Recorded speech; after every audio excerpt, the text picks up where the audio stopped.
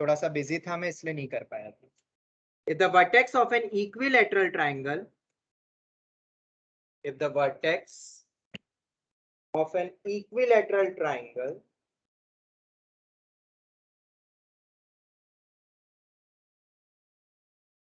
is 2,3, if the vertex of an equilateral triangle is 2,3 and opposite side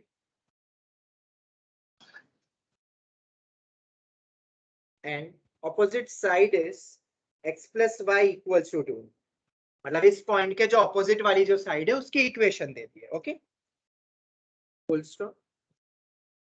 find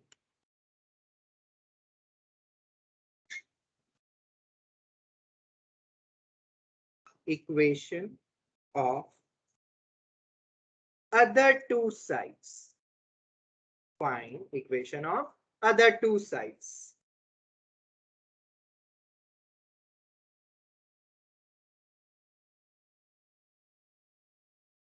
एक और, area of triangle.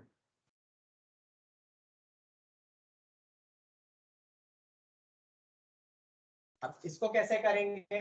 तो हमने जो पिछली क्लास में जो फॉर्म पढ़ा था उसी पे ही हम एक और क्वेश्चन कर रहे हैं। सबसे पहले तो एक इक्विलेटरल ट्राइंगल बनाते हैं, फिगर बनाते हैं। सबसे पहले ये देख लो क्या ये पॉइंट इसको सेटिस्फाई कर रहा है? नहीं, और करेगा भी नहीं, ऑब्वियसली ऑपोजिट है, बट फिर भी रख के हम हमेशा चेक करते हैं। ये कुछ जो हमने संडे को कुछ की पॉइंट्स पढ़े थे वो हमेशा अप्लाई करता है, हमेशा। पॉइंट कितना है? 2,3।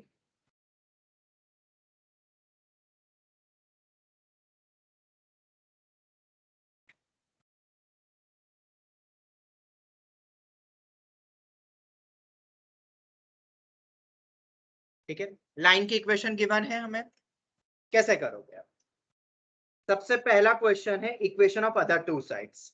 तो अगर हमें वो निकालना है तो खैर बहुत इजी है। मुझे बताओ, ये लाइन गिवन है तो क्या इस लाइन का स्लोप गिवन है? -1 minus coefficient of x upon coefficient of y। चल, स्लोप गिवन है। अब तुम्हें पता होगा इक्विलेटरल ट्रायंगल में तो ये एंगल 60 डिग्री होता है कि नहीं होता है? बिल्कुल होता है। तो देखा जाए तो जो हमने एक हेडिंग लिखी थी कल के दिन, शायद वो डायरेक्ट एप्लीकेबल है यहाँ पे। हमें ऐसी इक्वेशन निकालनी है जो कि एक गिवन लाइन से एंगल बना रही है 60 डिग्री और वो गिवन लाइन का स्लोप गिवन है। तो y minus y1 tan theta plus minus alpha x minus x1, ये मेरा tan थीटा है। और tan अल्फा कितना हो जाएगा? tan 60 degree. थीटा हमेशा स्लोप के लिए रिप्रेजेंट करते हैं, ये पॉइंट भी मैंने कहा था क्लास में। ऑनलाइन स्टूडेंट समझ आ रहा है? क्वेश्चन इज ओवर, हो गया क्वेश्चन। तो अब कैसे भी हम एंगल ले चलेगा, यहाँ पे एंगल 60 डिग्री बन रहा है और तुम्हें पता है कि यहाँ पे दो लाइन आएगी, तो वो प्लस और माइनस से हमें ऑलरेडी दो लाइन मिल जाएगी। बिल्कुल कंप्लीट हो गया। तो y minus y3 tan theta plus minus tan alpha upon 1 minus plus tan theta tan alpha. इस तरीके से क्यों लिख रहा हूं मैं? क्योंकि दो लाइंस आएगी। अब सब्स्टिट्यूट कर लोगे कि वो भी बताऊं रखना। एक बार रखो प्लस की साइन लो, एक बार माइनस की साइन लो, दोनों वैल्यू तुम्हें पता है, बस सब्स्टिट्यूट ही तो करना है, आंसर आ गया। 3 से 4 मार्क का क्वेश्चन आता है जनरली, गुजरात बोर्ड में 3 मार्क्स का क्वेश्चन आएगा ये सब्जेक्टिव, और सीबीएसई में ऑब्जेक्टिव में ये पूछ सकते हैं फटाफट दो लाइंस की इक्वेशन निकाल लेना। जो दो लाइन आ रही है उनमें से एक लाइन ऑप्शन में गिवन है, दो लाइन पॉसिबल है, और शायद हमसे यहाँ पे तो सब्जेक्टिव में दोनों साइड से पूछी है कि इक्वेशन, तो दोनों डायरेक्ट ही निकल रही है। मतलब हाँ वो तो करेगा ही करेगा ना सेटिस्फाई, तो वो तो दिख ही रहा है, तभी तो अपने पॉइंट स्लोप जैसे ही लगाया हुआ है। हाँ बट वो एक से ज्यादा तुम्हें देंगे ऑप्शन, एक पॉइंट से जाने वाले जनरली, मैंने कहा ही था तुम्हें पिछली बार, ऑब्जेक्टिव अप्रोच नहीं लग पाती है। ऑनलाइन स्टूडेंट्स किसी को कोई डाउट? No sir. तो ये हो गया क्वेश्चन। अब तुम इसको सॉल्व तो कर ही लोगे मेरे ख्याल से, पर इसी क्वेश्चन में मैंने एक और चीज तुमसे पूछी है, राइट? अब दूसरी चीज क्या पूछी है? एरिया। तो सर अब तो लाइंस आ जाएगी, तो ये पॉइंट ऑफ इंटरसेक्शन शेल्डन, दो लाइंस गिवन हो तो पीओआई निकाल सकते हैं, पीओआई निकाल सकते हैं, और तीनों वर्टेक्स निकल गए, तो डिस्टेंस फॉर्मूला से साइड्स की लेंथ निकाल देना, √3/4 a स्क्वायर होता है शायद इक्विलेटरल का। सर वो एक फॉर्मूला भी पढ़ा था डायरेक्ट एरिया का। एक सेकंड बेटा वापस बोलो। अरे एक फॉर्मूला भी पढ़ा था ट्रायंगल का एरिया निकालने का वर्टेक्स। हाँ, तीनों वर्टेक्स मिल जाएंगे तो हो जाएगा। बट मुद्दे की बात ये है कि हर बार हमें ऐसी साइड्स निकालनी पड़ेगी क्या? मतलब अगर ऐसा क्वेश्चन आता है इक्विलेटरल में, क्या डायरेक्ट अगर मेरे पास ये इक्वेशन है, एक तरफ करके लिखना, और ये कितना था 2,3 था, क्या सिर्फ, और ये इक्विलेटरल है मतलब 60 डिग्री 60 डिग्री, तो क्या अपन डायरेक्ट निकाल सकते हैं? बिल्कुल निकाल सकते हैं। जब कभी भी एक पॉइंट गिवन हो और लाइन गिवन हो, आई एम अगेन रिपीटिंग, जब कभी भी एक पॉइंट गिवन हो और लाइन गिवन हो, तुम तीन चीजें सब निकाल सकते हैं।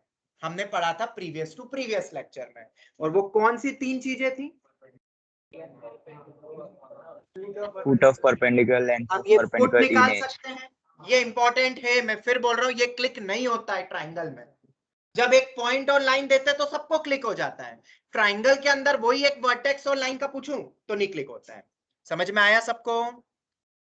ठीक है, तो ये क्लिक होना चाहिए। ये किसी का नाम दिया है कि नहीं? मैंने नहीं दिया है, तो शुभम, राइट? जब भी एक पॉइंट और जब कभी भी लाइन दिखे तो तीन चीजें याद आ जानी चाहिए। बोलो शुभम, कौन कौन सी? पहला, foot of the perpendicular, perpendicular distance और image. Very good. Online student सबको याद आ जाएगा, और ये नाम की उपाधि दी जाती है किसको? शुभम। एक पॉइंट और line, foot, image, perpendicular distance, भूलोगे तो नहीं। फिर चाहे वो ट्राइंगल के अंदर ही क्यों ना हो, बच्चे भूल जाते हैं। मेंस के पेपर में ऐसे कई क्वेश्चन आए जहां भूल जाते हैं। डायरेक्ट फॉर्मूला दिया हुआ है पर क्लिक नहीं होता है पेपर में और रह जाता है एक क्वेश्चन स्ट्रेट लाइन का। तो अगर हम देखें तो ये P परपेंडिकुलर डिस्टेंस निकाल सकते हैं, हाइट बहुत इजीली। ax1 डायरेक्ट लगाओ ना, फॉर्मूला याद होगा शायद, तुम कर ही रहे हो आरडी शर्मा एनसीईआरटी, तो 2 + 3 - 2 अपॉन √1² + 1²। तुम्हें एक चीज और समझ में आएगी, मैं बता ही देता हूं, मैं क्यों तुम्हें आरडी एनसीईआरटी बोल रहा हूं इसको, इस पेपर मतलब इस टॉपिक के लिए सबसे ज्यादा स्ट्रेस, क्योंकि देखा जाए तो एनसीईआरटी से थोड़ा ना कोई जेई मेंस का ना एडवांस का पेपर आता है, बट फॉर्मूले याद तो होंगे, इक्वेशन अप्लाई करना तो सीखोगे। ये फर्स्ट टाइम तुम पढ़ रहे हो कोडिंग, ठीक है? और जब एक बार तुम ये पढ़ लोगे, अप्लाई करना सीख जाओगे, फिर तुम कोई भी किताब उठाओ, फिर कोई भी लेवल हाई होगा, तो जो बेसिक आखिरी में जाके जो लॉजिक लगते हैं, पॉइंट स्लोप फॉर्म, इक्वेशन निकालना, स्लोप कंपेयर करना, m1 m2 -1, इमेज फॉर्मूले से कैसे निकालना, ये तुम्हें याद है, फिर तुम कोई भी बुक कर सकते हो। ठीक है, इसलिए इंपॉर्टेंट है NCERT RD, specially for this topic. तो 2 और 2 गया, बचा 3। 3 बाय कितना हो गया ये?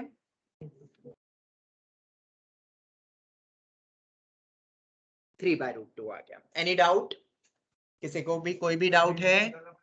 हाँ?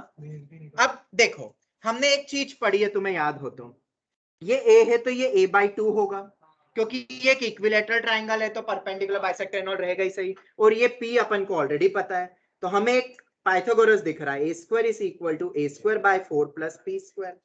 साइड ऐसे ही निकल जाएगी लॉजिकली, वरना तो वो भी तरीका है भाई, sin 60 cos 60 tan 60 ब्ला ब्ला ब्ला। और अगर कोई और ट्रायंगल होता तो कोसाइन फॉर्मूला लगा देता, वो भी कोसाइन फॉर्मूला भी पढ़ा है हमने। तो एरिया ऑफ ट्रायंगल एक हाफ AB sin C, वो भी फॉर्मूला होता है। बहुत सारी चीजें हमें पता है, अगर तुम वो PRMO की क्लासेस अटेंड कर रहे हो तो तुम एरिया से रिलेट कर सकते हो बहुत चीजें। चलो खैर, हम तो यहाँ पाइथागोरस लगा देते हैं। तो 3a²/4 मेरा p² के बराबर आ गया, तो p कितना आ गया? √3a/2। तो a कितना हो गया? 2p/√3।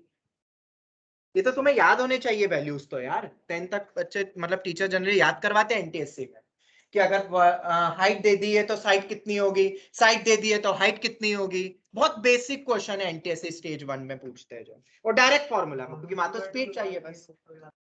चलो कोई नहीं, चलो खैर, कितना हो गया ये बोलो?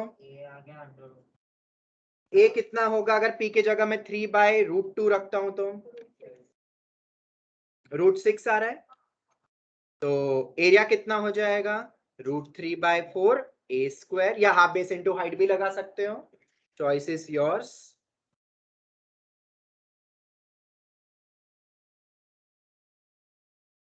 देखो यही आ रहा है एरिया, स्क्वायर यूनिट्स करके लिख देना, जनरली स्क्वायर यूनिट्स लिखते हैं ना एरिया निकालने के बाद, जो भी यूनिट है उसका स्क्वायर, ऐसा। चलो ऑनलाइन स्टूडेंट समझ में आया? ये पार्ट 2 था क्वेश्चन का, जिसमें इक्वेशंस की कोई नीड नहीं है, पीओआई निकालना ही नहीं है, फालतू में इतना लंबा चौड़ा करना ही नहीं। ठीक है, चलो ऑनलाइन स्टूडेंट्स किसी को भी कोई डाउट? चलो तो ये हो गया अपना एक कॉन्सेप्ट अपन ने अच्छे से सीख ली। अब अपन आगे बढ़ते हैं नेक्स्ट पार्ट में।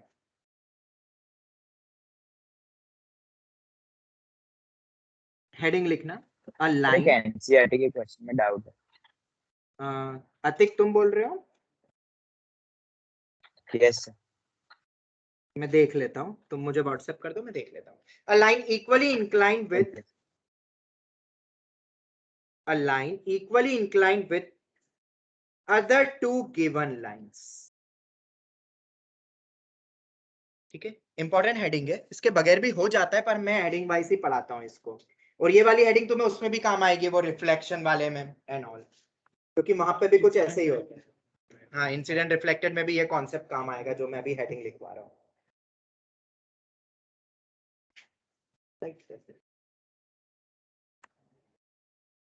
लिखा सबने? A line equally inclined with the other two given lines. बनाते हैं फिगर।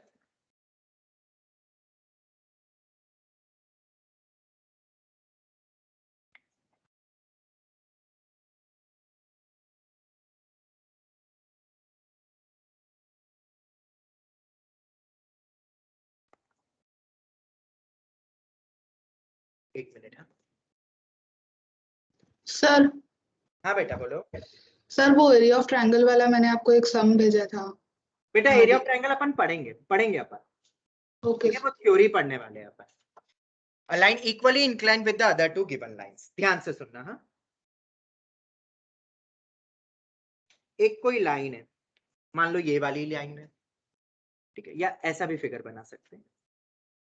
ये एक लाइन, ठीक है, मुझे इस लाइन से लेना देना है, पर ये लाइन तुम्हें दे दी है कि वो इक्वली इंक्लाइंड है, किससे? कोई दूसरी दो लाइन से। तो इक्वली इंक्लाइंड का मतलब क्या होता है? पहले तो ये लॉजिक समझो कि ये एंगल और ये एंगल बराबर रहेगा।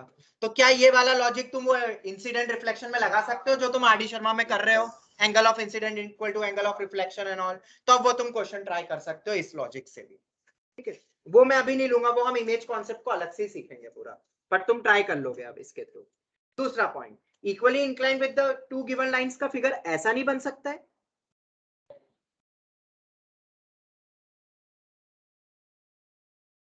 ये वाली जो लाइन है वो बाकी दो लाइंस के साथ इक्वली इंक्लाइंड है,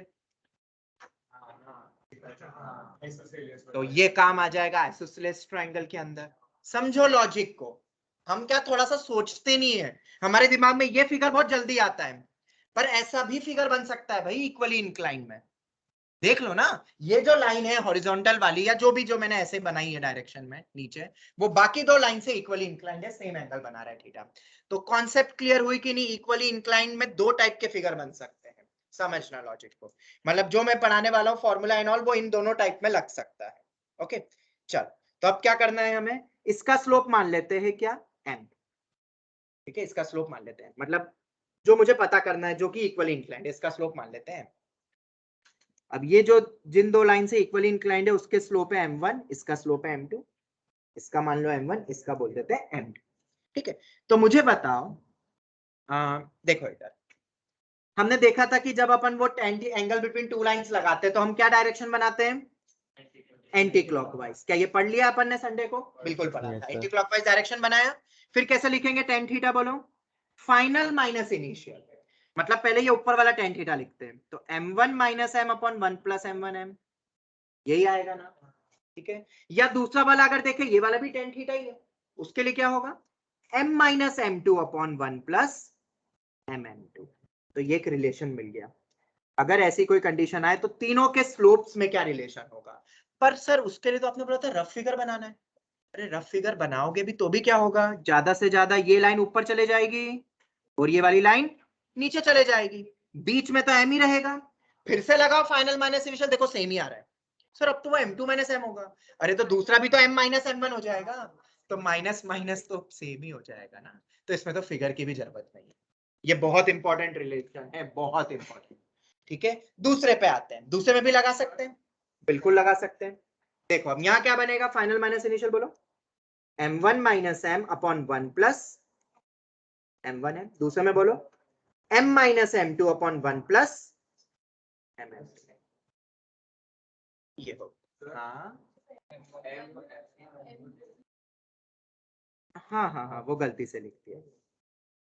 ठीक है, चलो ये याद रख लेना।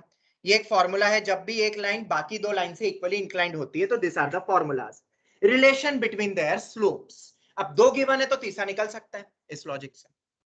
तो इसका एप्लीकेशन एक तो वो इंसिडेंट रिफ्लेक्शन में होता है, जो बहुत सारे बच्चे पूछ रहे हैं मुझसे, आरडी का एक क्वेश्चन है। मैं अभी किसी और क्वेश्चन में आइसोसेलेस में लगा के बताता हूँ, क्योंकि उसमें भी लग सकता है, उसमें क्लिक नहीं होता है क्योंकि, तो वो मैं बता देता हूँ। लिख लिया सबने? ऑनलाइन स्टूडेंट्स बोलो। Yes, sir. चलो तो एक क्वेश्चन करते ताकि तुम्हें फील हो जाए इस चीज को। टू इक्वल, और बहुत इंपॉर्टेंट है for your boards and means, ये बहुत ही ज्यादा इंपॉर्टेंट क्वेश्चन चल रहे हैं जो हर साल डिट्टो सेम आते हैं। टू इक्वल साइड्स, बस रिवाइज करते रहना इन क्वेश्चंस को, of an isosceles triangle, two equal sides of an isosceles triangle are 7x minus y plus 3 equal to 0 and x plus y minus 3 equal to 0. Two equal sides of an isosceles triangle. ये और ये, ठीक है? Full stop. If the third side passes through 1 comma minus 10, find equation of third side. ये question है, बहुत important है, बहुत ज्यादा इंपॉर्टेंट है फॉर मेंस एंड बोर्ड्स। एक बार ट्राई करोगे खुद? एक बार कोशिश करो, और जरूरी नहीं कि जो मैंने थ्योरी पढ़ाई उसी से करना है, तुम नॉर्मल ट्राई करो, जैसे तुम्हें करना है तुम करो, फिर मैं बताऊंगा अपना तरीका।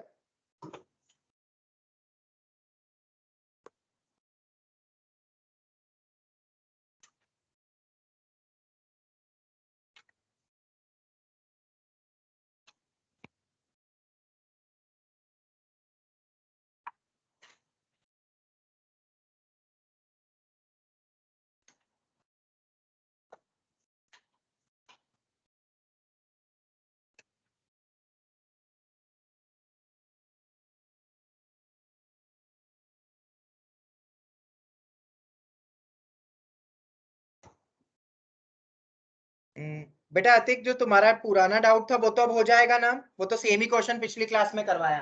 हाँ सर, वो हो गया। वो तो सेम ही क्वेश्चन हो गया ना, बिल्कुल सेम। दो पैरेलल लाइंस, इंटरसेप्ट 3 यूनिट्स और एक पॉइंट गिवन है, बिल्कुल सेम ही था वो तो। सर हाँ बोलो। मैंने वो मैट्रिक्स मैच वाले आपको भेजे थे थोड़े, कौन बेटा सा था देख उसमें से? अच्छा, उनमें से कौन सा था? अब वो मैं देख लूंगा बेटा, देख लूंगा, मैं बता दूंगा। ठीक है, अभी मैं ओपन करूंगा ना तो फिर पुराने चैट भी फिर देखने पड़ जाएंगे। अभी रुक जाओ, मैं आराम से देखूंगा क्लास के बाद। ठीक है, मेरे पास बुक नहीं है, किसी के पास है क्या अभी सक्सेस मैग्नेट? वरना मैं, नहीं मैग्नेट में है वो शायद क्वेश्चन। और क्या पता तुम्हारे उसमें ऐड भी करा है कि नहीं इस साल, वो ट्राइंगल वाला है। वो बहुत सारे अलग अलग क्वेश्चन देखना। खैर अभी तो ये क्वेश्चन करो सब, देख लेंगे। इक्वल साइड्स वाली इक्वेशंस के बारे में, ओके?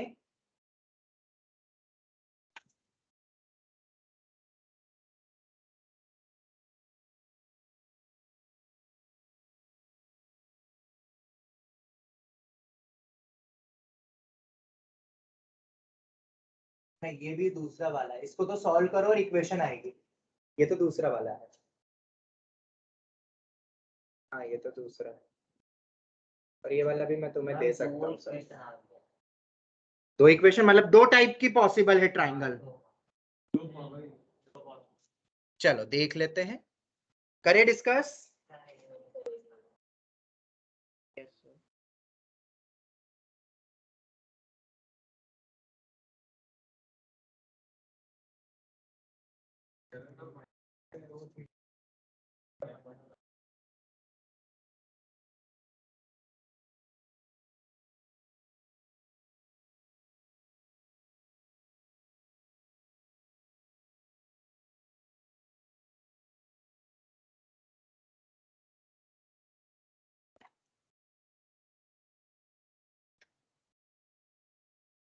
अतिक जो तुमने डाउट पूछा है ना, उसमें सिर्फ दो लॉजिक लगा दो। एक तो जो तीसरे पॉइंट गिवन नहीं है ना राइट एंगल का, उसको h k मानो, m1 m2 -1 लगा दो एक तो, क्योंकि 90 डिग्री पर है, और पाइथागोरस लगा दो, p square plus b square equal to h square. Sir उसमें तो एक से ज्यादा पॉइंट पॉसिबल नहीं होंगे। नहीं मतलब उसके बाद फिर जो भी आंसर आए सॉल्व करने के बाद, वो तुम्हें मैथमेटिकल प्रूफ करके मिल जाएगा ना कि कितने पॉसिबल हैं। और वो तो दिख ही रहा है कि आएंगे इसी ज्यादा, क्योंकि एक ट्रायंगल ऐसा भी बन सकता है राइट एंगल, तो एक ऐसा भी बन सकता है। हाँ सर इसमें। वो सॉल्व करके तुम्हें वैल्यूज भी मिल जाएगी, बिल्कुल आएंगे, क्यों नहीं आएंगे। Okay sir. ठीक है, ट्राई कर लेना। अगर कैलकुलेशन बहुत टिपिकल होती है तो मुझे बता देना, कोई और तरीका सोचेंगे। पर अभी डायरेक्ट तो m1 m2 -1 और p square plus b square equal to h square ही क्लिक हो रहा है। ठीक है, चलो अब ये क्वेश्चन करते हैं। 7x minus Y plus 3 equal to 0, x plus Y minus 3 equal to 0। ठीक है, और एक पॉइंट गिवन है।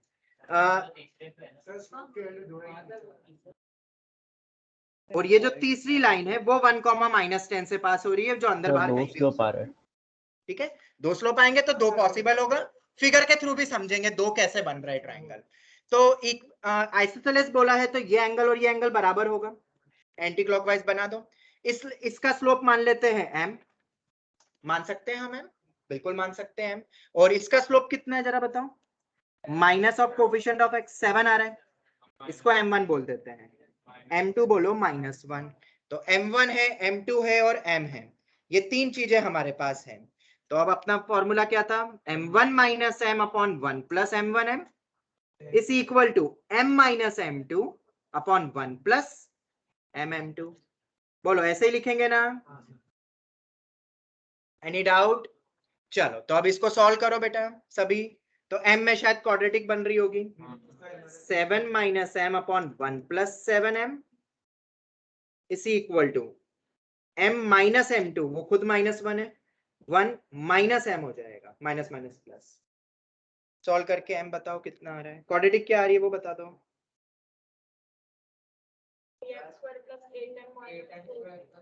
3m square plus -2 equal to 0। हाँ सर सेम। -3 आ रहा है, देखो यही आ रहा है क्या।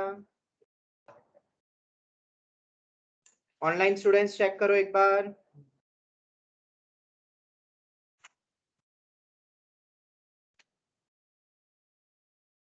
तो अगर यही आ रहा है तो इससे m की वैल्यू निकलेगी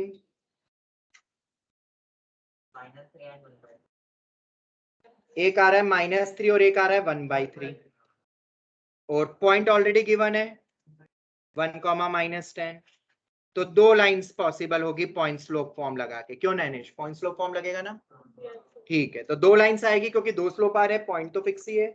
तो 3x plus Y plus 7 equal to 0, x minus 3y minus 31 equal to 0। Check करो सब यही आ रहा है क्या।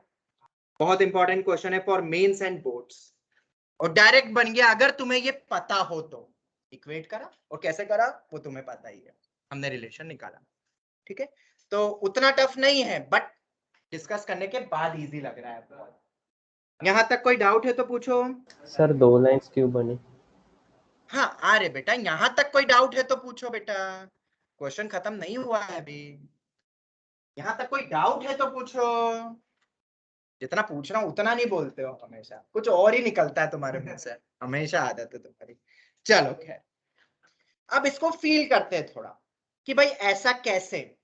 कभी कभार ऐसा होता है कि आंसर दो आते पर निकलता सिर्फ एक ही है, क्योंकि वो ज्योमेट्रिकली पॉसिबल नहीं है। तो कभी कभार ऐसा होता है कि हम ज्योमेट्रिकली विजुअलाइज नहीं कर पा रहे हैं, पर मैथमेटिकली दो दिख रहा है तो दो होने चाहिए। जैसे अभी अतिक तुमने जो पूछा, हाइपोटेनियस के दो and points they they right angle triangle के, तो कितने राइट एंगल ट्राइंगल बन सकते हैं, दो बन ही सकते, एक नीचे से तो एक ऊपर से। ये तो दिख ही रहा है, स्ट्रेट फॉरवर्ड है। ठीक है, तो हम यहां कैसे बन रहे हैं तो जरा थोड़ा सा फील करते हैं। एक लाइन ये गिवन है, एक लाइन ये गिवन है। सुनना, हाँ ध्यान से सुनना सब, अभी तुम्हें सब फील होगा। अब तीसरी लाइन एक पॉइंट से पास हो रही, मान लेते बाहर है, कहीं पे भी रखे वो बाहर रख लेते हैं, ठीक है। तो अब ऐसे ट्राइंगल कितने बनेंगे, तो ये हटा देते हैं अभी, एक सेकंड। अब मुझे एक तीसरी लाइन बनानी है, तीसरी लाइन बनानी है जो कि इस पॉइंट से पास होगी और बाकी दो लाइन से एक आइसोसेलेस ट्राइंगल बनाएगी। तो एक अगर ऐसा बन सकता है आइसोसेलेस ट्राइंगल,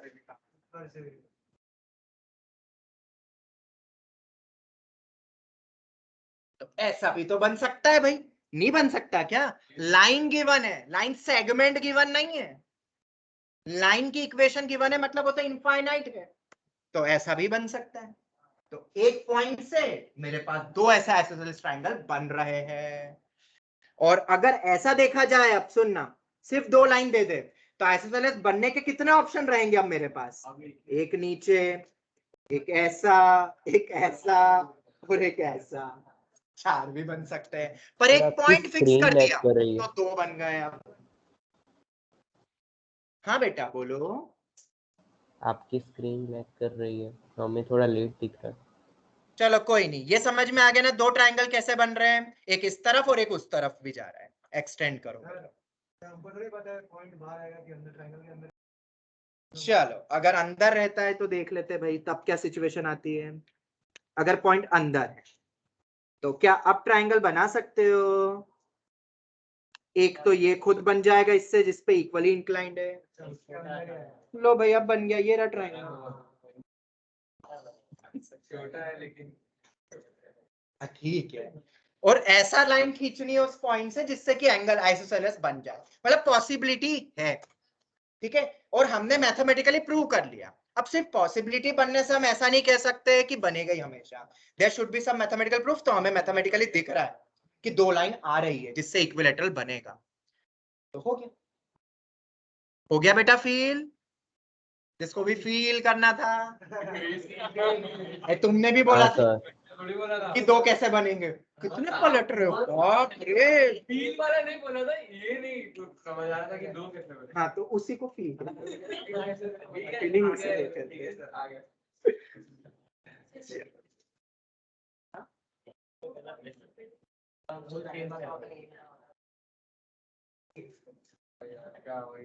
हाँ अब सुनो, एक बिरवा ने एक पॉइंट बोला है कि सर अगर वो पॉइंट परपेंडिकुलर बाइसेक्टर में यहां पे कहीं पे आ रहा होगा, अगर मान लो,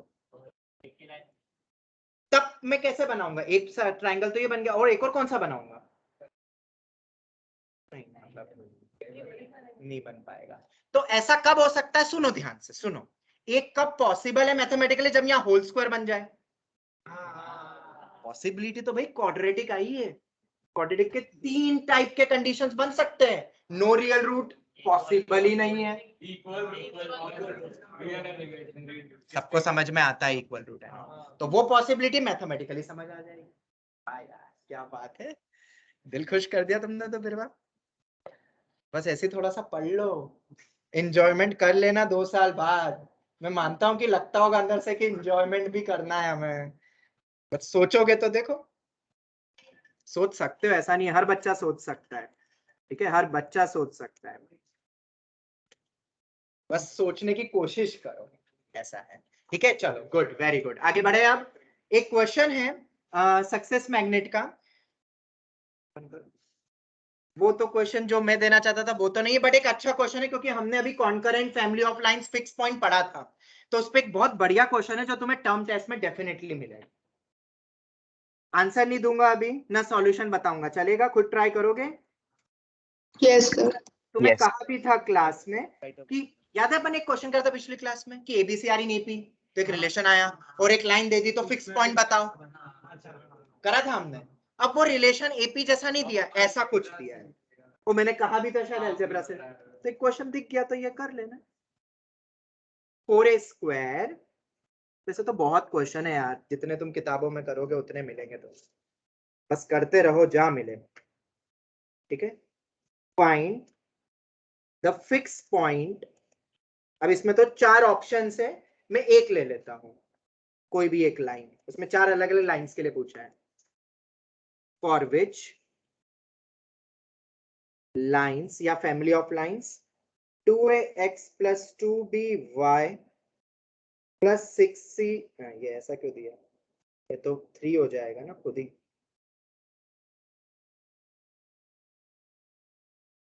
2ax plus 2by plus 6c लिखा था, तो वो तो ax plus by plus 3c हो जाएगा इक्वल टू 0। तुम्हें वो फिक्स पॉइंट बताना है। और अब ध्यान से सुनना, एक से ज्यादा फिक्स पॉइंट भी हो सकते हैं, एक से ज्यादा फिक्स पॉइंट वेरिएबल लाइंस ऐसा बन सकती पॉसिबिलिटी अपनी, क्योंकि यहाँ एक से ज्यादा कंडीशंस आ रही हो तो हर एक कंडीशन से अलग अलग फिक्स पॉइंट मिल जाएगा। ठीक है, तो करोगे ट्राई एक बार, ये एक बार खुद करोगे, अभी नहीं बाद में। ठीक है, होमवर्क करो ट्राई सर। ठीक है, चलो अपन अब आगे बढ़े। Yes, can we sir. Proceed now?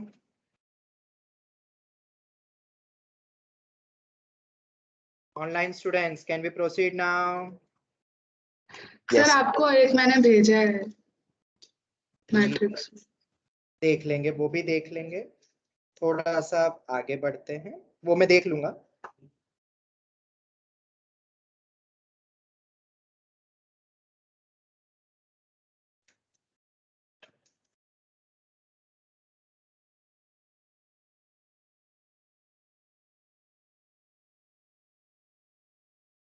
हाँ, कोई डाउट? क्लियर है सबको? चलो, अब नेक्स्ट जो अपना आता है, जो तुम जो बोल रहे थे वो वाला मैं फटाफट बता देता हूँ ताकि तुम्हारी एनसीईआरटी नहीं लटके, बाकी तो फिर अपन कंटिन्यू करते रहेंगे। मान लो तुम्हें दे दी है 2 लाइन। क्या दे दी है तुम्हें? 2 लाइन। अब एक कोई पॉइंट है कि 1 लाइन और 2 पॉइंट थे। क्या था? 1 लाइन और 2 पॉइंट थे क्या? चलो, तो 1 लाइन 2 पॉइंट थे, तो एक ये लाइन है कि नॉर्मल एक लाइन है, L1 ax plus by plus c equal to 0, ये उसका नोटेशन है। अब 2 पॉइंट्स में तुम्हें देता हूं, एक देता हूं x1 y1 और दूसरा देता हूं x2 y2। तुम्हें ऐसी कंडीशन बतानी है कि ये दोनों पॉइंट इस लाइन के एक ही तरफ हो या ऑपोजिट तरफ हो। जैसे यहां ऑपोजिट तरफ है, बट ऐसा, शांति शांति, x2 y2 एक ही तरफ आ जाए या नीचे भी आ सकते। तो मतलब हम पढ़ क्या रहे हैं, हेडिंग क्या बनेगी? Condition of 2 points, condition of 2 points lying on same side oblique opposite side with respect to a line, a given line। given मतलब उसकी इक्वेशन दे देंगे, मतलब हमें वो कंडीशन देखनी है जब 2 पॉइंट्स, या पोजीशन करके भी दे सकता हूं मैं, वर्ड लिखा हुआ पोजीशन ऑफ 2 पॉइंट्स।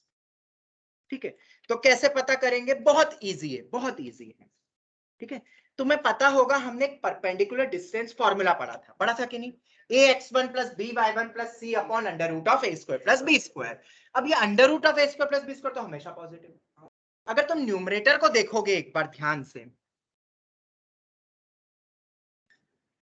तो ये क्या बता रहा है कि हमने उस पॉइंट को लाइन में रख दिया है, बस ऐसे ही रखा है। ठीक है, अगर वो पॉइंट लाइन पे ही होता तो 0 मिलेगा ना, क्योंकि परपेंडिकुलर डिस्टेंस 0 ही हो जाएगा। एक कोई पॉइंट उसी लाइन पे तो परपेंडिकुलर डिस्टेंस 0 होगा। अब तुम मॉड मत लगाना, मॉड मत लगाना, root a square plus b square तो पॉजिटिव ही, उसको लिखना चाहो तो लिखो। अब मॉड नहीं लगाओगे तो 2 पॉसिबिलिटी बनती है, या तो पॉजिटिव आएगा या तो नेगेटिव आएगा, क्योंकि हम मॉड लेके फिर ले लेते हैं। ठीक है, तो अगर पॉजिटिव या नेगेटिव जो भी आए, तो अब सुनना ध्यान से, ये लाइन है मेरी, अगर दोनों पॉइंट एक ही तरफ है, एक ही तरफ है, तो या तो दोनों पॉइंट्स को रख के पॉजिटिव मिलेगा दोनों टर्म, या दोनों नेगेटिव मिलेगा। क्योंकि रिलेटिवली देखो ना, ओरिएंटेशन एक ही तरफ है, तो दोनों से प्लस आएगा या दोनों से माइनस आएगा। समझ में आ रहा है? तो कंडीशन तुम्हें समझ आ गई होगी। क्या है कंडीशन? x1 y1 पॉइंट को जब तुम लाइन में रखोगे इनटू, ये डिवीजन में भी बोल सकता हूं, उसी लाइन में x2 y2 पॉइंट रखोगे, अगर प्रोडक्ट ग्रेटर देन 0 आए तो हम क्या बोलेंगे? Same side with respect to that given line, जिस लाइन में रखा। ठीक है, डिवाइड करके भी देते, कोई कोई किताब वाले डिवाइड करके दे देते हैं। तो बेटा बात तो एक ही है ना, प्रोडक्ट ग्रेटर देन 0 बोलो या डिवीजन ग्रेटर देन 0 बोलो, बात एक ही है। ऑनलाइन स्टूडेंट समझ आ रहा है सबको? कंडीशन क्या होगी? अगर एक ही तरफ है दोनों पॉइंट एक लाइन के रिस्पेक्ट में, तो वो दोनों पॉइंट्स को लाइन में रखो। पर हाँ, लाइन कैसी? एक तरफ करके, ये वाली स्टैंडर्ड लाइन है, आधा उधर आधा इधर ऐसा नहीं, सबको एक तरफ, और वही इक्वेशन में दोनों पॉइंट्स को रखो। तो दूसरी कंडीशन क्या बनेगी? Less than 0, opposite side. और ये तुम्हें पता है बहुत ज्यादा काम आएगी, जब फिगर बनाने में काम आएगा। तुम्हें लाइन दे दी, तुम्हें पॉइंट्स दे दिए, तो तुम्हें समझ नहीं आ रहा कि एक तरफ रखना है कि दूसरी तरफ रखना है दोनों पॉइंट्स को, तो ये तरीका लगा लेना। तो फिगर बनाने में बहुत काम आएगा एनालिटिकली। आगे हम कुछ क्वेश्चन करेंगे आज या आगे, जब हम क्वेश्चंस को एनालिटिकली क्रैक करेंगे, मतलब सिर्फ फिगर से क्रैक हो जाएगा, और फिगर नहीं बनाया तो क्रैक ही नहीं कर सकते। करेंगे ऐसे क्वेश्चन, ठीक है? थोड़ा सा पेशेंस रखना। अब आ गई बस, वो ट्रायंगल वाला भी आ रहा है, ट्रायंगल वाला भी आ रहा है। अब वो समझ जाओगे अच्छे। वहां वर्टेक्स आ जाता है ना, और एक पॉइंट आ जाता है, बस आ रहा है। ठीक है, चलो याद रहेगी ये थ्योरी। प्रेम, अब तो हो जाएंगे ऐसे क्वेश्चंस। तो ऑनलाइन स्टूडेंट्स, किसी को कोई डाउट? No sir. डिवीजन भी बोल सकते, ठीक है, डिवीजन करके भी बोल सकते, बात वही है, एक पॉजिटिव एक। चलो हाँ, चलो अब यही वाली हेडिंग को थोड़ा सा और डिटेल में लेके जाते हैं, क्योंकि आरडी में गिवन एक हेडिंग एक और, ठीक है, और आरडी सभी को करनी है, सिर्फ एनसीईआरटी से कुछ नहीं काम होगा। जिसने पहले एनसीईआरटी करी है तो वो आरडी फटाफट करो, फिर सॉल्व एग्जांपल ही बोल रहा हूं मैं। एनसीईआरटी से करने से तुम्हें ये फायदा होगा कि अब स्कूल का टेंशन नहीं होगा, शायद स्कूल का तो हो जाएगा। सॉल्व एग्जांपल कर रहे हो कि नहीं? एनसीईआरटी के मिसलेनियस वाले पार्ट के जो सॉल्व एग्जांपल होते हैं, 90% श्योर है कि तुम्हारे स्कूल का पेपर अगर इजी आता है तो वहीं से पूछे। 90% श्योर है कि वो सॉल्व एग्जांपल मिसलेनियस वाले से पूछता है, और मिसलेनियस एक्सरसाइज से क्वेश्चन ज्यादा पूछता है। जनरली ऐसा देखा गया पिछले 8 सालों से गुजरात में, बड़ौदा में। बस अब और क्या बोलूं, जिसको पास होना है उसके लिए मैंने टेक्निक बता दी है। फिर भी करना तो सभी, अब ऐसा नहीं बोल रहा हूं कि पेपर उसी में से ही आएगा, चांसेस, प्रोबेबिलिटी है। ओके, चलो तो अब दूसरा ये एक मुद्दा ये आता है कि point, a point, line inside the triangle, और उसकी कंडीशन। अभी हम ये देख रहे हैं, a point lying inside the triangle, condition. ये भी आरडी में दिया, और इस पे क्वेश्चंस तुम कर लेना आरडी से। इनइक्वालिटी, हाँ बेबी कर्व सबको आता है ना सॉल्व करना, क्योंकि उसके बाद बेबी कर्व भी लगेगा यहाँ पे जाके। Yes sir. ठीक है, कोई एक अननोन दे दिया तो उसको फिर तुम देख लेना, ठीक है। चलो तो मैं क्वेश्चन नहीं कराऊंगा, वो तुम कर लेना, हमने बहुत करे क्वेश्चंस। क्योंकि पहले कोई भी एक पॉइंट, अरे यार अब इसको, अरे क्या सर, शांति रखो, शांति शांति। हो गया क्या टॉपिक खत्म?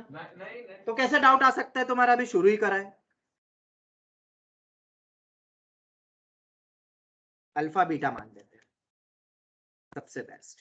वो जो पॉइंट है गिवन वो अल्फा कॉमा बीटा है, पॉइंट पे। चलो ट्राइंगल गिवन है, तीनों पॉइंट्स लिख देता हूं, और लाइंस भी गिवन होगी। हाँ, अब एक चीज, इसको L1 बोल देता हूं, इसको L2 बोलता हूं, इसको L3 बोलता हूं। L3 मतलब समझ जाओगे ना, A3x plus B3y plus C3 equal to 0। Notation समझ जाओगे ना, L1 L2 L3, कोफिशिएंट से अलग होंगे, x y तो सभी में आते हैं। ठीक है, अब ये पॉइंट ट्रायंगल के अंदर है, तो कंडीशन क्या होनी चाहिए? बहुत इजी है, बहुत बहुत बहुत इजी है। अगर ऊपर की थ्योरी समझ में आ गई तो नीचे की थ्योरी में कुछ भी नहीं रखा है, खुद लॉजिकली क्रैक कर लोगे तुम। 3 अलग अलग कंडीशंस आएगी। अब ध्यान से सुनना। ऑनलाइन स्टूडेंट्स, समझाना शुरू करूं? हाँ सर। यस। देखो, अभी 3 ट्रायंगल है तो 3 बाउंडेशन है।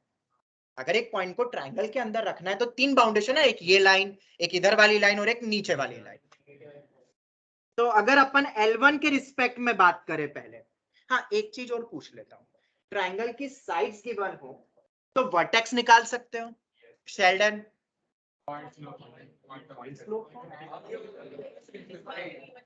दो लाइंस गिवन हो तो पॉइंट ऑफ इंटरसेक्शन आता है। मैंने तो तुम्हें क्रॉस मल्टीप्लिकेशन मेथड भी सिखा दिए। अब ये मत बोलना 10th में सिलेबस में नहीं था हमारे। बहुत गुस्सा आता है जब ऐसा चीज बोलते, बोलो क्रॉस मल्टीप्लिकेशन ही नहीं सिखा है। बोलो अरे जो भी था सिलेबस में, क्या पास होने के लिए 10वीं पढ़ रहे थे क्या? तो फिर अभी क्यों पढ़ रहे हो यहाँ पे IIT लेवल का? तब पास होने के लिए नहीं पढ़ाया जाता है। पास होने वाले बच्चे IIT में जाएंगे क्या? थोड़ा सा ना लॉजिकली सोचो कि हम तो सर बस पास होने के लिए पढ़ रहे थे, और बहुत खुश हो गए जब कुछ सिलेबस हट गया तो। और मैंने एक सिचुएशन तुम्हें बताई थी, भूल गए हो शायद, फिर से याद दिला देता हूं कि पिछले साल के बच्चे जो अभी जिन्होंने जेई दिया, उनके उसमें बाइनोमियल थ्योरम चैप्टर नहीं था। सुनना ध्यान से जो भी कह रहा हूं। और सुनो पढ़ाया मैंने करीबन वही 10-12 लेक्चर जितने मुझे लगते हैं, रिवीजन भी बहुत करवाया, बहुत डिटेल में, बहुत जबरदस्त टॉपिक है और बहुत क्वेश्चन पूछे जा सकते हैं जेईई में उस पर। ठीक है, अब पर बोर्ड्स में नहीं था, बच्चे बहुत खुश, पढ़ने की क्या जरूरत है भाई? जैसे तुमने क्वाड्रेटिक में बहुत बच्चों ने किया, एनसीईआरटी में तो है नहीं तो पढ़ो ही मत। मैं एक एग्जांपल दे रहा हूँ क्या हुआ उन बच्चों के साथ। बच्चों ने बताया मुझे कि सर वो अभी हमारा जो फेजेस हो रहे हैं ना, अभी अलग अलग फेज हुए, तो हमारे फेज में सर एकदम धीरे से बोला, वो बोला बेटा क्या हुआ? सर वो ना मैंने बाइनोमियल पढ़ा नहीं था, एक टॉपिक का और नाम लिया था क्योंकि स्कूल में था नहीं, जब आपने पढ़ाया तो मैंने समझ सकते हो, तुम उस फील को समझ सकते हो। बोला हाँ तो बेटा क्या हुआ, एक आध क्वेश्चन ही बाकी तो करे ना। मैं तो पॉजिटिव ही बोलूंगा ना, क्या पहले अपसेट हो गया। नहीं सर वो क्या हुआ कि सर 6 क्वेश्चन बाइनोमियल पे सर, और सर वो भी नहीं, 2-3 क्वेश्चन कुछ दूसरे टॉपिक के थे, उसमें भी एनसीआर वगैरह दिख रहा था बाइनोमियल। तो अब सर वो 8-10 क्वेश्चन तो मेरे ऐसे ही चलेगा। अब उस समय मुझे आपकी वो क्लास याद आ रही थी जब आप चीख चीख के बोल रहे थे कि ये टॉपिक बहुत इंपॉर्टेंट है, और मैं मन ही मन मुस्कुरा रहा था, वाह वाह ये तो एनसीईआरटी में है ही नहीं, पढ़ो ही मत। ठीक है, ये सिचुएशन सही सिचुएशन है। मेरे को वो फेज नहीं पता, पेपर तुम नेट पे सर्च करना, ऐसी सिचुएशन तुम्हें मिल जाएगी। उसने 2 टॉपिक के नाम लिए थे, जिसमें से एक टॉपिक सिलेबस में नहीं था, वो बहुत सारे क्वेश्चन आ गए। इसका मतलब ऐसा हो सकता है कि अगर 25-30 चैप्टर है टोटल मैथ्स में, तो सिर्फ 10 चैप्टर से पूरा पेपर आ जाए। समझ आ रहा है? तुम किसी से लड़ने नहीं जा सकते हो कि हर चैप्टर से क्यों नहीं पूछे क्वेश्चन, तुम किसी से नहीं लड़ने जा सकते हो, क्योंकि सिलेबस में सब कुछ है, तो वो चाहे तो एक ही सब्जेक्ट एक ही चैप्टर से पूरे 25 क्वेश्चन पूछ ले। तुम यहाँ तो झगड़ लेते हो कि ये सिलेबस में नहीं आया, ये पढ़ाया नहीं, ये वो नहीं। अरे सिचुएशन सोचो, अगर फाइनल में होगा तो कहां जाओगे? Be prepared for it, that was situation, कि हम किसी भी सब्जेक्ट किसी भी टॉपिक को नहीं छोड़ सकते। हम किस्मत थोड़ी ना आजमाएंगे फाइनल डे कि हाँ मेरी किस्मत तो बहुत अच्छी है, देखो वो पलट के ऐसा वार करेगा, देखो किया ना उस बच्चे के ऊपर, ना मैं नाम लूंगा उस बच्चे का, पर ऐसा हुआ है। सेकेंड या थर्ड फेज में ऐसा हुआ था। अब इतने सारे पेपर बनेंगे, इतने सारे पेपर बन रहे हैं, इतने सारी शिफ्ट हो रही है, पेपर बनते ही जा रहे हैं, तो क्या करेंगे? हो सकता है ना, इट्स जस्ट अ प्रोग्रामिंग, उसके अंदर हजारों क्वेश्चन का बैंक है, उसमें से कुछ फेंक दिया आगे उस कंप्यूटर ने, उसे थोड़ी ना पता कि इसमें से एक, उसमें से एक, इसमें से एक। वो 50-50% डिस्ट्रीब्यूटेड रहते हैं, बट वो तो प्रोग्रामिंग है ना, एक टॉपिक से भी आ सकते हैं ज्यादा, और ऐसा हुआ है। जिसको तुम सबसे ज्यादा इंपॉर्टेंट लेके चल रहे थे, फाइनल में उस पर क्वेश्चन ही नहीं आया। It may happen in this type of phases जो अभी पेपर्स हो रहे हैं ऑनलाइन में। समझ आ रहा है? इसलिए सिचुएशन को समझना, ठीक है? सर चलो। अगर ऐसे ही फेंक देते हैं तो फिर टाइम लिमिट का क्या? क्या बोल रहे हो? ऐसे ही क्वेश्चन दे देते हैं तो टाइम लिमिट का क्या? हाँ बेटा, इसीलिए तो ऐसा होता है। एक बार तो किसी के लिए पेपर बहुत लेंदी आया, तो किसी के लिए एकदम हलवा आया। एक बच्चे के 280 आए अभी 300 में से, पर फिर भी उसको 99.9 की एश्योरिटी नहीं है, क्योंकि वो पेपर अब तक का सबसे इजीएस्ट पेपर था, डायरेक्ट क्वेश्चन। आखिरी पेपर ना, तो एक पेपर ऐसा आया एक का कि वो बहुत टफ था, तो बेटा ये क्या का आंसर मिल गया ना बेटा, ऐसा ही होगा। ओके, हाँ तो इसलिए मैं बोलता हूँ कि टफ की होप करा करो हमेशा पेपर की, तो बचे रहो। परसेंटाइल है ना, सभी गिरेंगे मार्क्स, अपने थोड़े को गिरेंगे। अब देखो वो 280 300 ला सकता था, टॉपर ही हमारे यहाँ का, सेकंड थर्ड टॉपर है, ठीक है। अब वो भी टफ के लिए सोच के क्या पेपर बहुत ईजी है, उसको वही दुखी हो गया वो, और वो उस दुखी के चक्कर में एक दो सिली मिस्टेक तो फिर हर बच्चा कर लेता है, उसने एक एक दो दो कर ली, 95 ऐसे लाया, 8 में 85 9, केमिस्ट्री में कुछ एक आध चीजें याद नहीं है, ठीक है। अब क्या हुआ, वो तब भी खुश नहीं है सर, तो पेपर बहुत इजी आ गया सर। मैंने पूछा कैसा गया सर, मत पूछो सर, मत पूछो ही मत, मार्क्स तो इतने आ रहे पर आपको भी पता है परसेंटाइल में क्या रैंक आएगी, ऐसा है, ठीक है। और वही बच्चा जो एक दूसरी बच्ची है वो 266 270 अराउंड ला रही है, पर पेपर ठीक ठाक था, वो क्या पता उससे आगे निकल जाए, तो ऐसा होगा परसेंटाइल। सर कितने परसेंटाइल पे एडवांस क्वालिफाइड होते हैं? बेटा वो तो 91 92 परसेंटाइल मान लो, पहले समय था जब 90 जनरल में होता था, अब इतने फेज हो रहे हैं, नए बच्चे एड ऑन हो रहे हैं, तो 91 92 परसेंटाइल, क्योंकि एक ही परसेंटाइल में बहुत बच्चे आ रहे हैं। तुम एक बार लिया है 95, दूसरी बार दिया ही नहीं, या 80 85 आ गया, तो 95 में कोई और बच्चा आ गया, तो उनको लेने तो 1.5 लाख ही है ना बच्चे, तो इसलिए कट ऑफ परसेंटाइल वाइज भी आगे जाएगा, ऐसा है। तो सिर्फ कट ऑफ करके एडवांस में जाना इट्स नॉट इम्पोर्टेंट, ठीक है। मुद्दे की बात यह है कि आप 1.5 लाख में आ गए, it's good achievement, but 99 percentile में आना टॉप 10,000 में, टॉप 10,000 में, तब आपको जो ब्रांच चाहिए वो पूरे इंडिया में मिलेगी, जो कॉलेज चाहिए, NIT रिलेटेड और दूसरे जो होते हैं ट्रिपल IIT है 99 परसेंटाइल, और उसमें भी बहुत कंपटीशन होती है। ट्रिपल IIT हैदराबाद चाहिए, इलाहाबाद चाहिए, तो 99.9 वालों को मिलते हैं,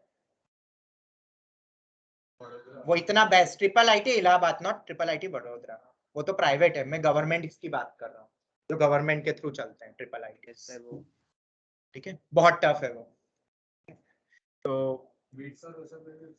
बिट्स में ऐसा रहता है कि अगर आपको बिट्स पिलाने का कंप्यूटर साइंस चाहिए तो 450 में से 400 स्कोर चाहिए, मतलब इतनी टफ कंपटीशन है, समझो, ठीक है। AIT ट्रिपल ई क्या होता है? AI ट्रिपल ई तो बेटा पहले चलती थी, अब नहीं चलती है। Sir VIT triple E. अच्छा, VIT, वो VIT तो एक और अपना अलग प्राइवेट एक कॉलेज है जो अपनी अलग से एग्जाम लेता है, वो प्राइवेट है सब, जहाँ पेमेंट पे भी हो जाता है, ठीक है। पर कॉलेज ठीक ठाक है, अब उसका रेपो अच्छा बन गया है, क्योंकि वो पैसा बहुत लेता है बच्चों से, तो प्लेसमेंट भी करवा देता है, तो प्लेसमेंट जहाँ अच्छा होता है उसका रेपो अपने आप बन जाता है पैसा। चलो खैर, अपन क्वेश्चन पे वापस आते हैं।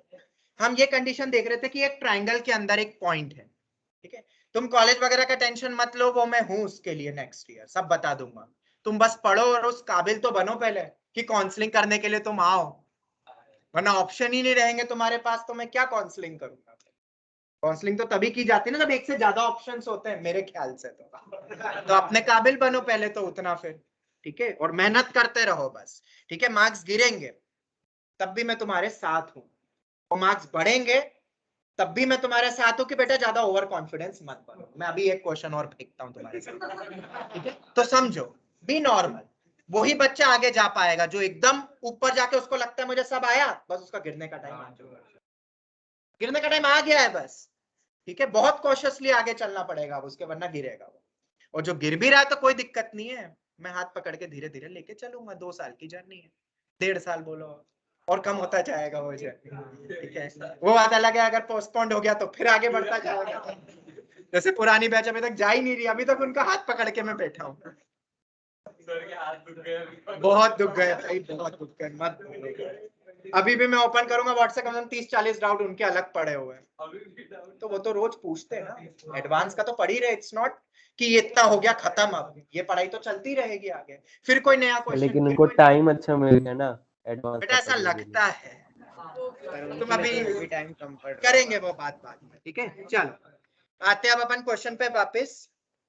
क्या L1 से रिलेटेड मुझे बताओ, ये 2 पॉइंट्स है मेरे, एक ही तरफ है ना L1 से रिलेटेड में देखा जाए, लाइन के रिस्पेक्ट में वो वर्टेक्स और पॉइंट। तुमने ही कहा कि लाइंस गिवन है तो POI निकाल के तुम वर्टेक्स निकाल सकते हो, या अगर वर्टेक्स गिवन देते तो लाइन निकाल सकते हो, बिल्कुल 2 पॉइंट फॉर्म सबको आता है, 2 पॉइंट फॉर्म, 2 पॉइंट देते तो लाइन कैसे निकलती है, तो पॉइंट्स वर्टेक्स से लाइन की इक्वेशन, लाइन की इक्वेशन से वर्टेक्स, ये तुम निकाल सकते हो।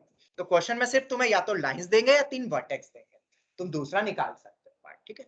अब देखो L1 के रिस्पेक्ट में P और A एक ही तरफ है, एक ही तरफ है ना, तो अभी हमने पढ़ा कि दोनों का प्रोडक्ट क्या होना चाहिए अगर उस लाइन की इक्वेशन में रखूंगा तो ग्रेटर देन 0। बट ये सफिशिएंट नहीं हो सकती है, क्यों? अगर ये दोनों पॉइंट, ये अल्फा कॉमा बीटा अगर इस तरफ आ जाता, नहीं, हाँ इस तरफ तो नहीं, बट अगर ऊपर की तरफ पहुंच जाता, एक सेकेंड, ए से भी ऊपर।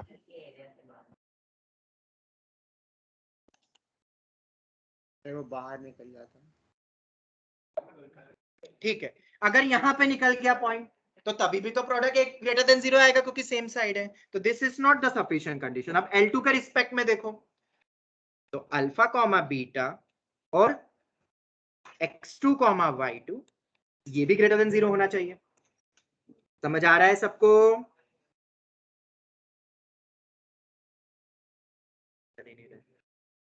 चलो L3 देखते हैं। L3 के रिस्पेक्ट में फिर से वही चीज, अल्फा बीटा और x3 y3 P और C पॉइंट।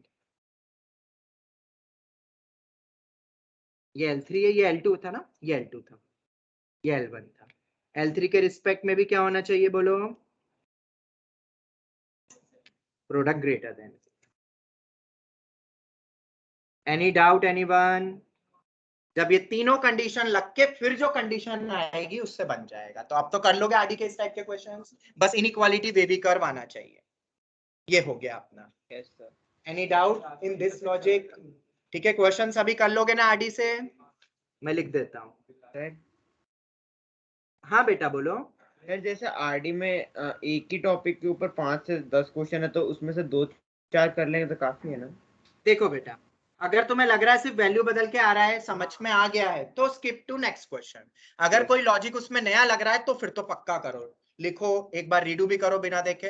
अब इतना तुम्हें समझ आना चाहिए कि नीड है कि नहीं। 10 क्वेश्चन में से 8 क्वेश्चन की कि 4 क्वेश्चन सिर्फ रिक्वायरमेंट है, वो हर बच्चे का अलग अलग कैलिबर है।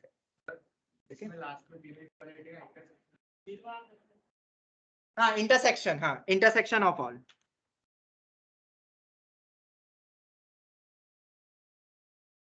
तीनों ट्रू होनी चाहिए ना, ऑल दिस नहीं, अभी नहीं, all this 3 condition should be true, तो इंटरसेक्शन लेना रहेगा।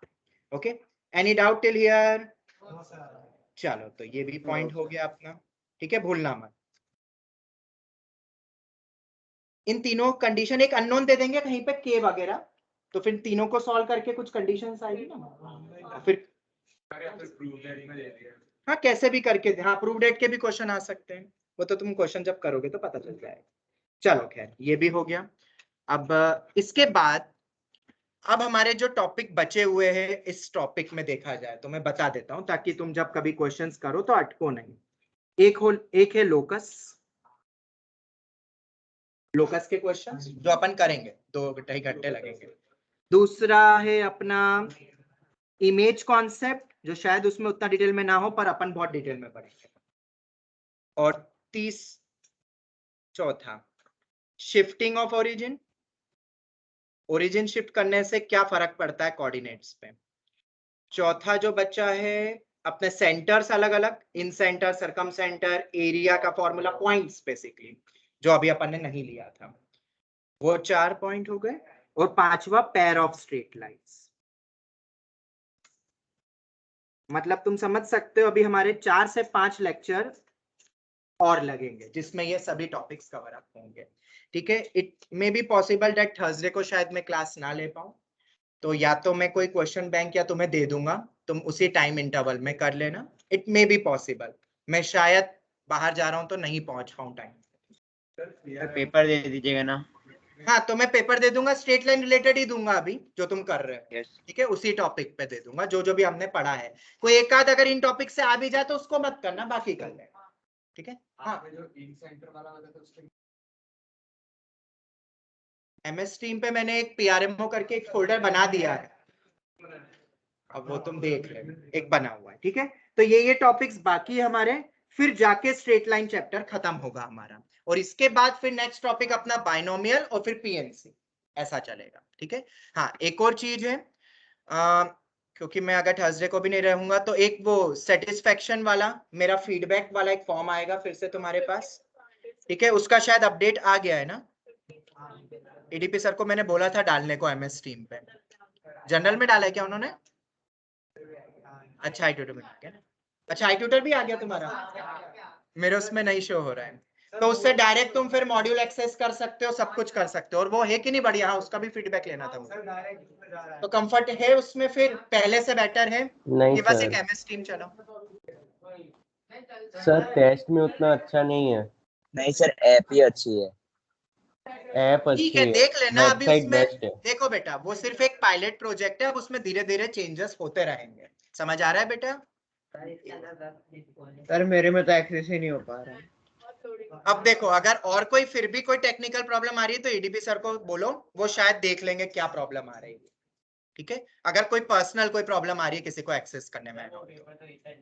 सर मेरा तो पूरा टीम ही रुक गया, काम ही नहीं कर रहा। चलो कोई नहीं, खैर अब नेक्स्ट टाइम में तुम क्या कर सकते हो, तो अगर 2 दिन रहते हैं ना, तो ट्राई करो पहले ही दिन दे दो और तुरंत फिर बोल दो। जितना लेट बोलोगे, देखो हेड ऑफिस में तुम अकेले नहीं हो, मेडिकल इंजीनियरिंग फाउंडेशन को मिला लो तो लाख के ऊपर बच्चे हैं। ठीक है, और अगर 1000 बच्चों के भी आ सकते हैं ना, तो उनको भी थोड़ा वक्त लगता है। सब यहाँ पे ह्यूमन बीइंग्स है, बस ये पॉइंट को समझो। यहाँ पे कोई भी रोबोट नहीं बैठे हैं कि तुरंत हो जाएगा। It will take some time. तो तुम जितना जल्दी अपनी प्रॉब्लम बताओगे, और ईडीपी सर को ही बताना है, मुझे बता के जाओगे तो वो जाना ईडीपी सर के पास ही है। उनको बोलोगे वो डेफिनेटली करेंगे, डेफिनेटली। कभी कभार इफ बट हो सकता है, तो कोई बात नहीं। वो पेपर मिस्ड में भी जैसे रहता है तो मिस्ड में अटेम्प्ट कर लो, बस ओवरऑल रैंकिंग नहीं आ पाएगी, बस उसमें वो है। तो तुम एनालाइज कर सकते हो अपने फ्रेंड्स वगैरह से फिर ऐसा।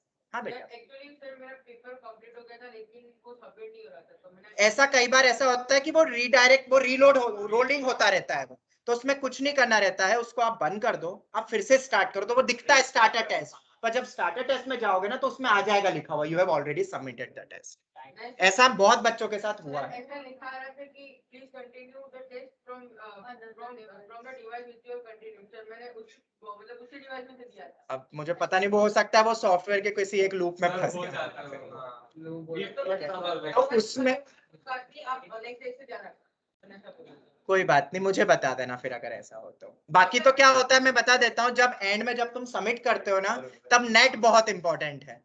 अगर नेट उस समय थोड़ा सा भी गड़बड़ हो गया, सर कुछ नहीं, नेट पे कुछ नहीं होता, वो डाउनलोड हो जाता है टेक्स्ट, सबमिट के टाइम पे थोड़ा नेट का होता है। हाँ तो मैं वही बोल रहा हूँ ना बेटा, सबमिशन टाइम में अगर नेट उस समय नहीं हुआ ना, क्लिकिंग टाइम, तब वो प्रॉब्लम, उसको समझ नहीं आता क्या करना है उस टेस्ट को। फिर वो प्रॉब्लम ये होती है सॉफ्टवेयर में, वो घूमता ही रहेगा बस, वो डमरू की तरह ऐसा है। चलो खैर कोई बात नहीं, बाकी ये तुम याद से फिल कर देना, मैं एक मैसेज और ड्रॉप कर दूंगा। ठीक है, मेरा फीडबैक है 1 to 10 की रेटिंग में ही रहता है वो शायद ना। ठीक है, 1 to 10 में ही रहता है ना वो शायद। उसमें ऐसा रहता है जो मुझे बताया है, 6 या 6 से कम को थोड़ा खराब बोला जाता है कि इंप्रूवमेंट चाहिए, और 7 8 9 10 मींस गुड, ओके गुड, और 9 10 तो वेरी गुड, वैसा रहता है। तो वो देना जरूर। तुम्हें लगता हो मैं खराब हूं तो खराब दो, पर देना जरूर। ठीक है, देना जरूर, मुझे भी अपना फीडबैक पता चलेगा। ठीक है, हाँ बेटा कुछ बोल रहा था कोई? चलो ठीक है, तो अपन यही वाइंड अप करते हैं, क्योंकि मुझे अटेंडेंस भी ऑफलाइन वालों की लेनी है। ठीक है, थैंक यू वेरी मच। और कल पढ़ाई करना, ठीक है, टाइम वेस्ट मत करना। एक तो